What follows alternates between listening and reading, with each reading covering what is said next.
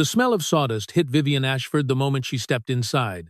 Her designer heels sinking into wood shavings scattered across the floor. $4 billion, that was what she stood to lose if she didn't find a husband in 3 months. And here she was, standing in a cramped workshop watching a man in a worn flannel shirt carve a wooden horse with hands rough from years of labor.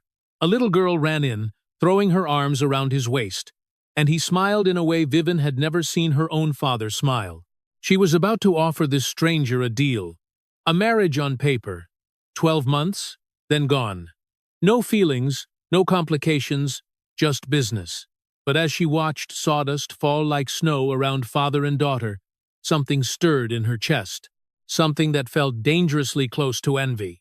She had no idea that this simple carpenter would soon make her question everything she thought she knew about wealth, about family, and about what it truly means to be rich. Vivian Ashford had built her entire life on certainty.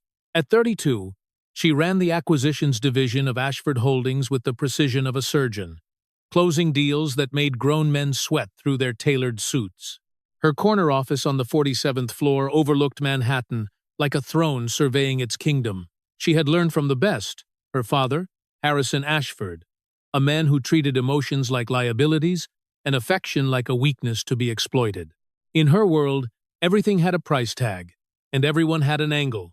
Trust was a currency she couldn't afford to spend. The lawyer's voice crackled through the phone like static electricity, each word sending a jolt through her carefully constructed composure. Her grandfather's will had been specific, almost cruelly so. Marriage before her 33rd birthday, or the empire he had spent 60 years building, would pass to her cousin Bradley, a man whose only talent was spending money he hadn't earned. 3 months, 90 days, to find a husband or watch everything slip through her manicured fingers like sand. Her father had already begun parading candidates through his office, sons of business rivals who saw marriage as a merger opportunity, their eyes calculating her net worth before they even learned her middle name. She had fled the city that afternoon, driving her silver Porsche down winding roads with no destination in mind, just the desperate need to escape the suffocating pressure of expectations. When the engine sputtered and died on a stretch of road she didn't recognize, surrounded by nothing but trees and fading daylight, Vivian had laughed for the first time in months. The universe, it seemed, had a twisted sense of humor. Her phone showed no signal, and the nearest town was miles away. But through the trees she spotted a faded wooden sign that read Brennan Woodworks, with an arrow pointing down a gravel path. The workshop was nothing like the sterile offices she inhabited. Sawdust floated in beams of golden afternoon light, settling on workbenches cluttered with hand tools and half-finished projects.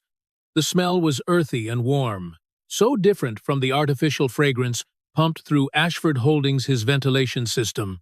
A man stood with his back to her, broad shoulders hunched over a piece of wood, his hands moving with the kind of focus she recognized from her own work. But where her focus built empires of paper and profit, his built something she could actually touch. Cole Brennan turned when he heard her heels on the concrete, and Vivian found herself momentarily speechless. He wasn't handsome in the polished way she was accustomed to. No designer stubble or gym-sculpted physique. His face was weathered from outdoor work, laugh lines etched around eyes the color of worn leather, and his flannel shirt had been washed so many times it had forgotten its original color. But there was something solid about him, something real, in a way that made her feel suddenly insubstantial. He wiped his hands on a rag and asked if she needed help, his voice carrying the rasp of someone who didn't waste words on small talk. Before she could explain about her car, a whirlwind of pigtails and pink sneakers burst through the back door. The little girl couldn't have been more than 7, all gangly limbs and gap-toothed smile, and she launched herself at Cole with the absolute certainty that he would catch her. He did, lifting her onto his hip like she weighed nothing, and his entire face transformed. The weariness in his eyes melted into something so tender that Vivian felt like an intruder, witnessing a private moment. The girl held up a wooden horse, its mane carved in flowing waves, and declared that Daddy made magic with his hands. Cole pressed a kiss to her forehead and told her that she was his favorite kind of magic. Vivian stood frozen in the doorway, watching sawdust drift around them like snow, and felt something crack open in her chest that she couldn't name. 3 days later, Vivian's Porsche sat in her underground garage with a brand new alternator, but she found herself driving back to that gravel road anyway. She had done her research, because research was what she did best. Cole Brennan, 35. Widowed 4 years ago, sole proprietor of a struggling woodworking business that crafted handmade toys for local shops.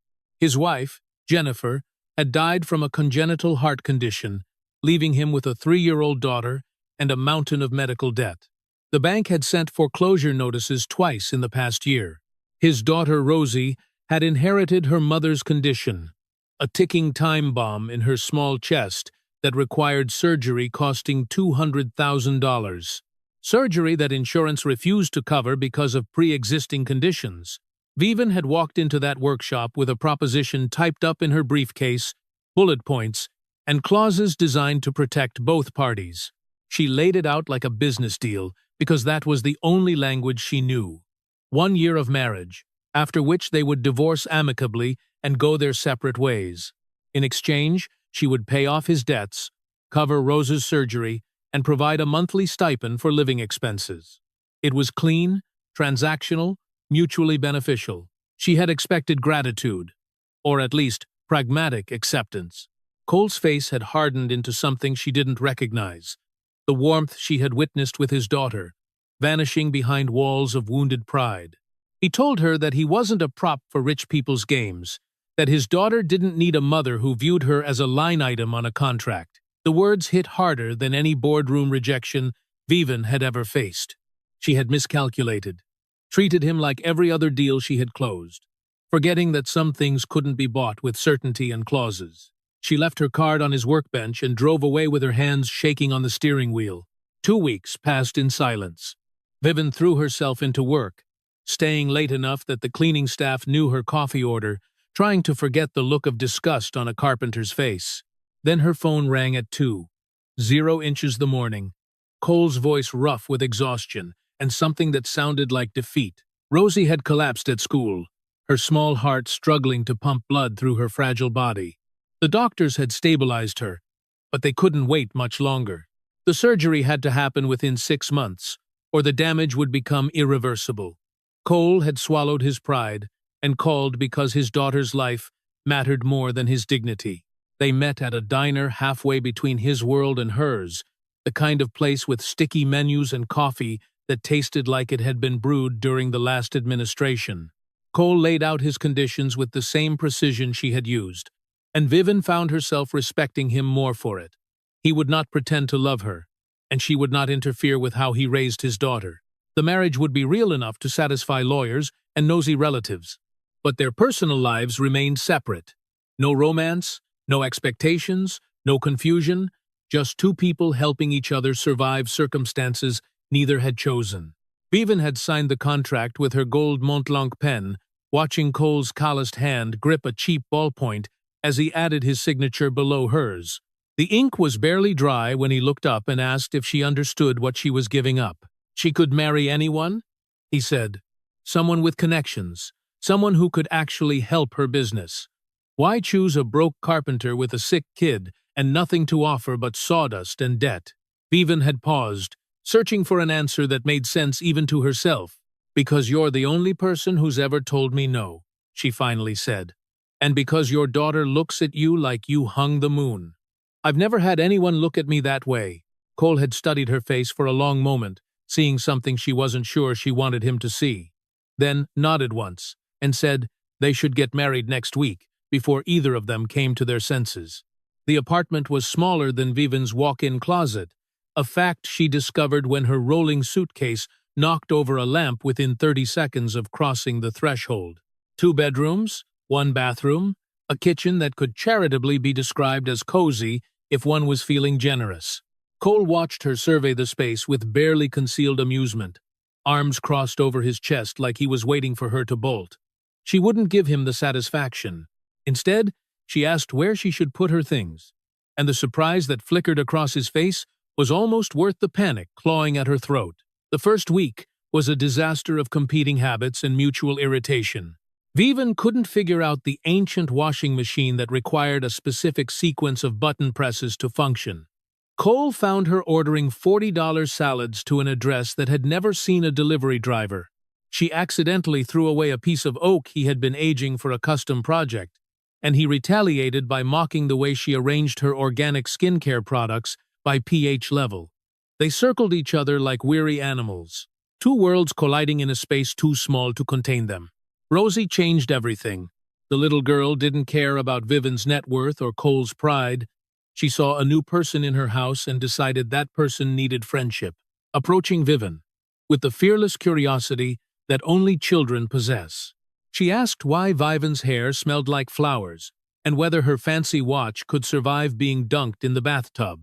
She demanded bedtime stories when Cole had to work late at the workshop, and Vivian found herself reading tales of princesses and dragons with a 7-year-old pressed against her side, small fingers tracing the pictures. She learned to braid hair from a YouTube tutorial, her expensive manicure catching on Rosie's fine strands until she finally got it right, and the pride in the girl's face when she showed her father was worth every broken nail. Cole noticed the changes in small ways. He came home at midnight to find Vivian asleep on the couch, Rosie's favorite storybook open on her lap, and his daughter tucked under a cashmere throw that probably cost more than his truck.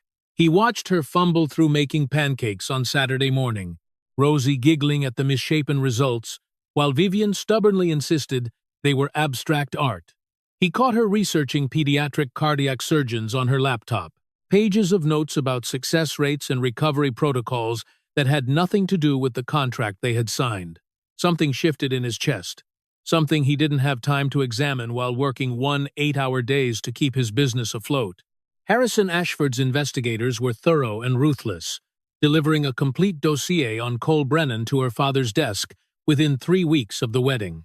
Vivian learned this when Harrison summoned her to his office. The file spread across his mahogany desk like evidence at a trial. He called Cole a gold digger, a con artist who had seen an opportunity and seized it. He offered $500,000 for Cole to sign divorce papers immediately and disappear. When Vivian refused to relay the offer, Harrison went directly to the source. Cole told her about the meeting that night, standing in the cramped kitchen with his hands still dusty from the workshop. Her father had been charming at first, complimenting his craftsmanship and lamenting the difficulty of raising a child alone. Then, the charm had evaporated, replaced by the cold calculation Vivian knew too well. $500,000 cash untraceable, enough to pay for Rose's surgery 10 times over. Enough to start fresh, somewhere far from the Ashford family's reach. All he had to do was leave and never contact Vivian again.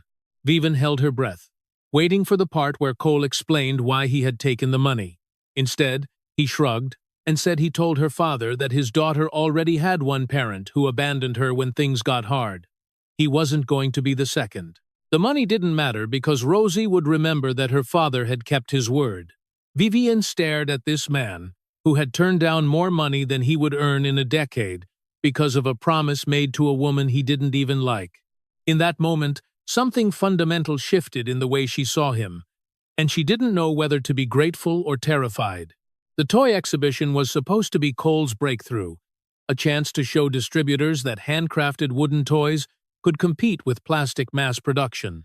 Vivian insisted on attending, telling herself it was just maintaining appearances for the contract. She watched Cole set up his display with the same careful attention he gave every project, watched potential buyers dismiss him without even touching the smooth curves of his rocking horses, watched rejection after rejection land on his shoulders until they sagged with familiar defeat.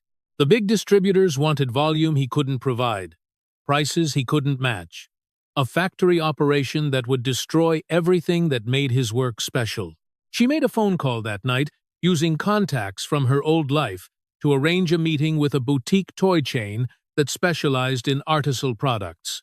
When Cole received the call requesting a full catalog, he had been suspicious, then furious when he traced the connection back to her. He didn't want her charity, didn't want to succeed because his fake wife pulled strings. They argued in whispers so Rosie wouldn't hear, and Vivian finally admitted the truth that had been building since she first saw him. Carve that wooden horse. She was jealous, she told him, jealous of the way Rosie loved him without conditions. jealous of the way he created beautiful things with his hands, while she only destroyed companies and careers. She had never had anyone fight for her the way he fought for his daughter, and watching him refuse her father's money had broken something open inside her that she didn't know how to fix. Cole was quiet for a long time, studying her face in the dim light of the kitchen. Then he told her about Jenny, about watching the woman he loved choose death over treatment, because they couldn't afford both her medical bills and their daughter's future. She had made him promise to give Rosie everything, to never let their little girl feel the weight of poverty the way they had. For 4 years, he had carried that guilt like a stone in his chest, believing he had failed because he couldn't earn enough to save his wife. Meeting Vivian had felt like proof that the universe was mocking him, a billionaire offering to solve problems he had broken himself trying to fix. But watching her with Rosie, seeing the way she stumbled through motherhood with genuine effort instead of hired help, had shown him that money didn't automatically mean cold. Rose's surgery was scheduled for a Tuesday in early March, and Vivian found herself in the waiting room beside Cole, their shoulders almost touching on the uncomfortable plastic chairs. The operation took 6 hours, each minute stretching like taffy, while they sat in silence that somehow felt less empty than before.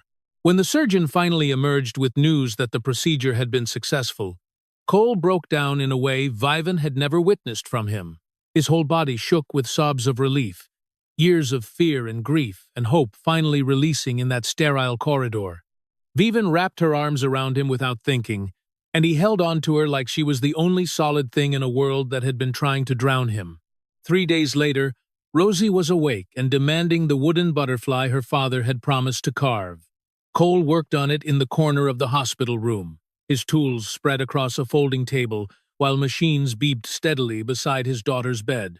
Vivian watched from the doorway, and this man, who had refused $500,000 and cried with relief over a successful surgery, and realized with startling clarity that she didn't want their contract to end. The revelation terrified her more than any corporate merger ever had. The Ashford Foundation Gala was the social event of the season. 500 guests in designer gowns and tailored tuxedos gathered beneath crystal chandeliers to write checks for causes they would forget by morning. Vivian had attended every year since she was 18, first as her father's accessory and later as a reluctant participant in the performance of wealth. This year was supposed to be different. This year, her father would announce his choice for the future of Ashford Holdings, and the entire room knew that Vivian's marriage had disqualified her from consideration. Cole looked uncomfortable in the rented tuxedo, tugging at the collar like it was trying to strangle him. He had wanted to skip the event entirely, but Vivian had insisted, knowing that her absence would only fuel the rumors already circulating through her father's social circle. They entered together, her hand on his arm, and she could feel the weight of 500 pairs of eyes cataloging every detail of the carpenter who had somehow captured the Ashford arrests. The whispers followed them like shadows, poisonous and persistent. Harrison Ashford took the stage at noon, his silver hair gleaming under the spotlight as he commanded the room's attention with practiced ease. He spoke about legacy and family, about the importance of choosing the right people to carry forward a vision. Then his tone shifted, becoming something Vivian recognized from childhood, the voice he used before delivering a killing blow in negotiations. He had a confession to make. He announced about his daughter's recent marriage. The screen behind him flickered to life, displaying photographs of Cole's workshop, his bank statements, the foreclosure notices he had fought for years. Harrison narrated each image like a prosecutor presenting evidence, painting a picture of a desperate man who had seen an opportunity to exploit a vulnerable woman. He read passages from their original contract, the code language of transaction, that Vivian had drafted in her office, and asked the room what kind of man would sell himself for medical bills and mortgage payments. The crowd murmured with scandalized delight, feeding on the drama like sharks tasting blood. Cole stood frozen beside her, his face carved from stone as her father systematically dismantled his dignity. The final photograph showed the wooden horse he had been carving the day they met, and Harrison's voice dripped with contempt as he wondered aloud how much that piece of kindling was worth on the open market. Probably less than the shoes his daughter was wearing. The room laughed because that was what rooms did when powerful men made jokes at the expense of powerless ones. Vivian watched Cole begin to turn away. His shoulders set in the posture of a man who had learned to absorb humiliation without breaking. She saw him glance toward the exit, calculating the fastest route to escape, ready to remove himself from her life so she wouldn't have to choose between her inheritance and her integrity. He was going to leave because he thought it was what she needed, because protecting other people was so deeply embedded in who he was that he couldn't imagine someone might want to protect him instead. She moved before she could think, crossing the stage in 4 strides that made her heels click like gunshots against the polished floor. The microphone felt cold in her hand as she turned to face the room. These people she had known her entire life, who suddenly looked like strangers wearing familiar masks. Her father's face had gone rigid with warning, the same expression he had worn when she was 12 and dared to disagree with him at a dinner party. She had learned to recognize that look as a signal to retreat, to apologize, to mold herself into whatever shape he required. She told the room about her grandfather, about a man who had started Ashford Holdings with a single hardware store and calloused hands not so different from Cole's. Her grandfather had believed that worth was measured in character, not bank accounts, which was why he had included the marriage clause in his will. He hadn't wanted her to marry rich. He had wanted her to find someone who would love her for reasons that had nothing to do with her last name. For 32 years, she had failed to understand that lesson. Too busy climbing ladders her father had built to realize she was ascending toward emptiness. Her voice didn't waver as she described watching Cole turn down $500,000 because his word to a stranger mattered more than his financial survival. She spoke about Rosie, about a little girl who had taught her more about love in 3 months than she had learned in 3 decades of Ashford family dinners. She talked about a man who created beauty with his hands, while she had only ever known how to create profit, and how somewhere between burned pancakes and bedtime stories, she had discovered that the life she thought she wanted was just a gilded cage she had been too blind to see. The room had gone silent, 500 people holding their breath as she turned to face her father directly. She didn't want the company, she told him. She didn't want the board seat or the corner office or the inheritance that came with conditions designed to control her. She chose the man who had shown her what family actually meant. And if that cost her everything she had been raised to want, then perhaps those things had never been worth having. Her father's face contorted with fury as she announced that she was formally renouncing her claim to Ashford Holdings, effective immediately. Cole was waiting at the bottom of the stage stairs, his expression unreadable as she descended toward him. The room erupted in chaos behind them, but she only saw him. This man she had tried to buy, who had somehow become the most valuable thing in her world. He asked her what she had done, his voice rough with emotion, and she couldn't identify. She had chosen, she told him. For the first time in her life, she had chosen for herself. He stared at her for a long moment, then took her hand and led her toward the exit, leaving behind $4 billion and 500 stunned socialites who would dine on this story for years to come. Clear's throat. In the car, with the Gala's lights shrinking in the rearview mirror, Cole finally spoke. She had given up everything, he said. Her entire inheritance, her family, her future. For what? Vivian looked at him in the glow of passing streetlights. This man, who had taught her that some things couldn't be quantified on a balance sheet. For the first time in my life, she replied, I know exactly what I want, and it's not something money can buy. The penthouse was already being emptied when Vivian arrived to collect her personal belongings. Movers in gray uniforms carrying boxes passed her like she was invisible. Her father worked fast when he wanted something erased. The credit cards had been canceled before she left the gala. The company accounts frozen. The assistant she had trusted for 5 years suddenly unavailable. In the span of one evening, Vivian Ashford had gone from eyes to outcast, and the speed of it took her breath away. Cole's apartment felt different when she returned to it that night. No longer a temporary arrangement, but the only home she had left. Her single suitcase sat in the corner of the bedroom, containing designer clothes that seemed absurd in this context. Silk blouses worth more than the monthly rent. Rosie was asleep in her room down the hall, unaware that the woman who had been reading her bedtime stories had just burned down her entire life, for reasons even Vivian couldn't fully explain. The guilt hit Cole like a physical weight, pressing down on his chest as he watched Vivian survey the cramped space that was now her entire world. He told her she shouldn't have done it, that he wasn't worth $4 billion, that she would wake up tomorrow and realize she had made a terrible mistake. Vivian looked at him with eyes that held no regret, only a strange kind of peace he had never seen in her before. She told him she hadn't done it for him. She had done it for herself, because watching her father destroy, people had shown her exactly who she would become if she stayed. Cole was just the catalyst that helped her finally see clearly. Rosie found them in the kitchen the next morning, Vivian attempting to make coffee in an ancient percolator while Cole rescued the bacon from burning. The little girl looked between them with the uncanny perception of children. Sensing that something had shifted in the air, she asked Vivian if she was staying forever now, the question carrying weight far beyond its simple words. Vivian knelt down until they were eye to eye, feeling tears prick at corners she had thought were permanently dry. She was staying, she promised, for as long as they wanted her. Rosie threw her arms around Vivian's neck and over the little girl's shoulder. Vivian caught Cole watching them with an expression that made her heart stumble over its next beat. The following weeks required reinvention on a scale Vivian had never attempted. She didn't know how to be poor, didn't understand the mental calculus of choosing between groceries and utility bills, couldn't grasp how a doctor's visit could represent a financial catastrophe.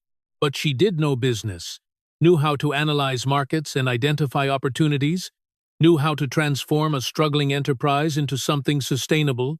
She sat at Cole's cluttered workbench with a legal pad and cheap pen, mapping out a business plan that would preserve his artistic vision while creating a viable financial model. Her phone began to ring with unexpected calls. Former colleagues who had watched her speech at the Gala and found themselves reassessing their own gilded cages. A venture capitalist she had worked with years ago offered seed funding for artisanal businesses with social impact potential. A boutique marketing firm volunteered pro bono services because the founder's daughter had received one of Cole's wooden toys for Christmas. A journalist from a major lifestyle magazine wanted to write about the billionaires who had chosen love over legacy, turning their story into the kind of publicity money couldn't buy. The community Cole had lived in for years revealed itself in ways that surprised them both.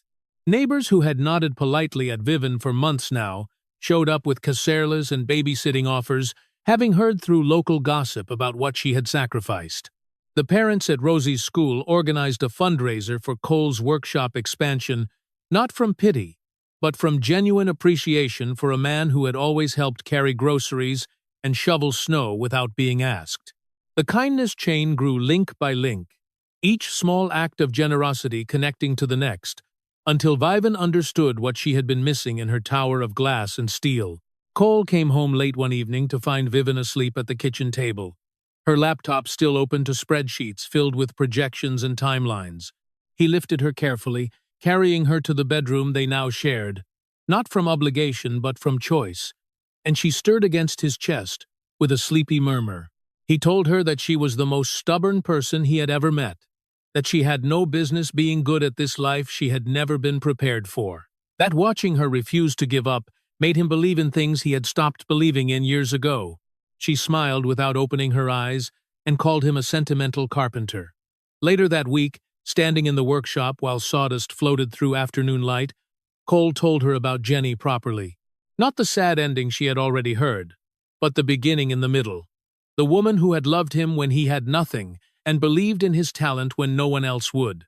Jenny had been sick for years before Rosie was born, had known the pregnancy might kill her, and chosen to have their daughter anyway. She had made Cole promise to keep living, to not let grief turn him into someone their child wouldn't recognize.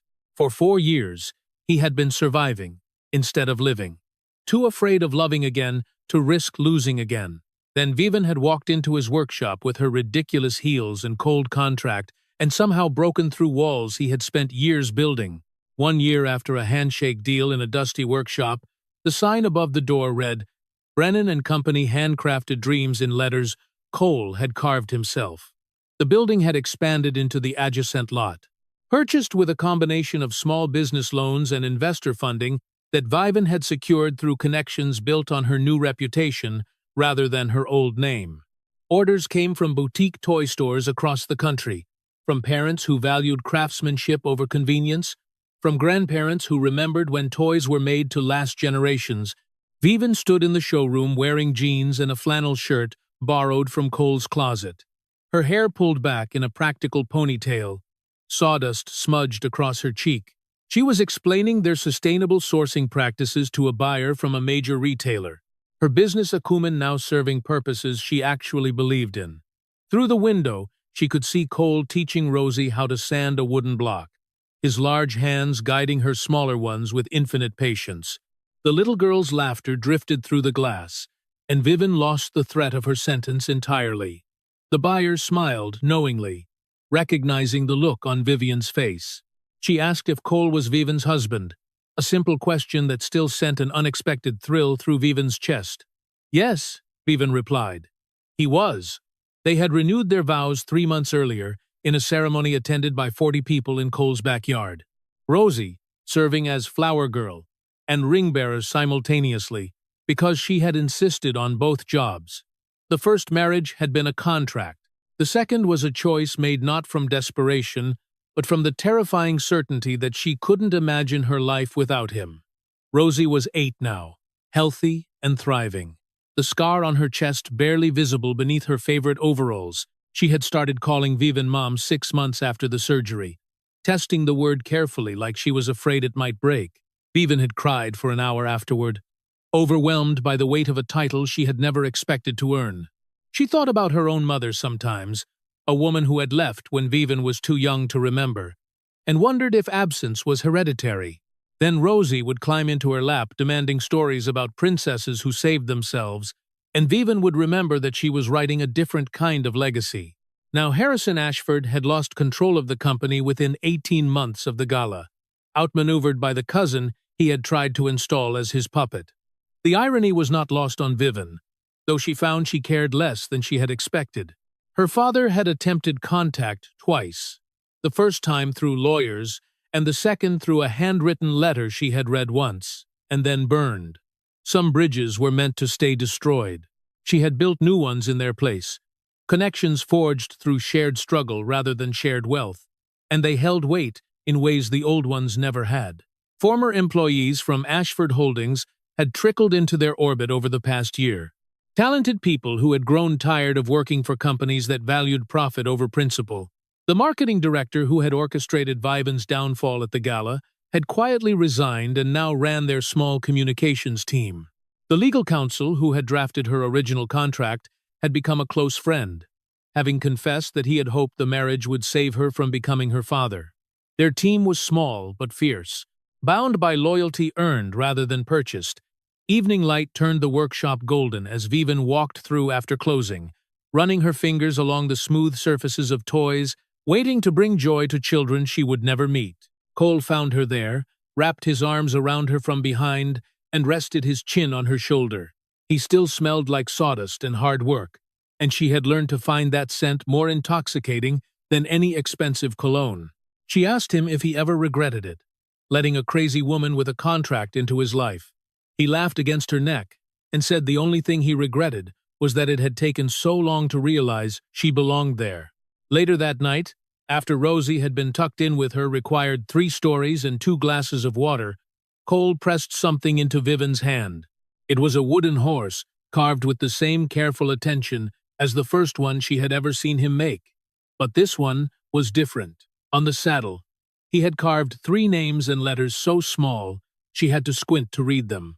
Cole, Rosie, Vivian. The first horse he had made was built from hope, he explained. Hope that his daughter would have a childhood worth remembering. This one was made from love. Love for the woman who had taught him that family wasn't about blood or contracts, but about choosing each other every single day. Vivian looked around the small living room, taking in the second-hand furniture and the stack of bills on the counter, and the sound of Roz's peaceful breathing drifting from down the hall. A year ago, she would have seen poverty. Now she saw a home filled with things no amount of money could purchase. She saw a man who created beauty with his bare hands, and a daughter who had claimed her heart with innocent trust. She saw a life built from scratch, imperfect and uncertain, and more valuable than anything she had inherited. For 32 years, she had possessed everything money could buy. She had dined at the finest restaurants, worn clothes that cost more than most people's cars, and made decisions that moved markets. She had also been desperately, achingly lonely, performing a version of success that left her hollow every time she walked through the door of her sterile penthouse. It had taken losing everything to understand that she had been poor her entire life, starving for the kind of wealth that couldn't be deposited in a bank account. The wooden horse sat on their nightstand. Now, 3 names carved into a simple piece of wood that contained everything that mattered. Outside the window, stars were beginning to appear in the darkening sky. The same stars that had witnessed her broken-down car and accidental discovery 1 year ago. She didn't believe in fate or destiny, but she was starting to believe in the strange mathematics of the universe, how the worst moments could lead to the best ones if you were brave enough to let them. Cole pulled her close, and Vivian Ashford, former's and current small business partner, finally understood what it meant to be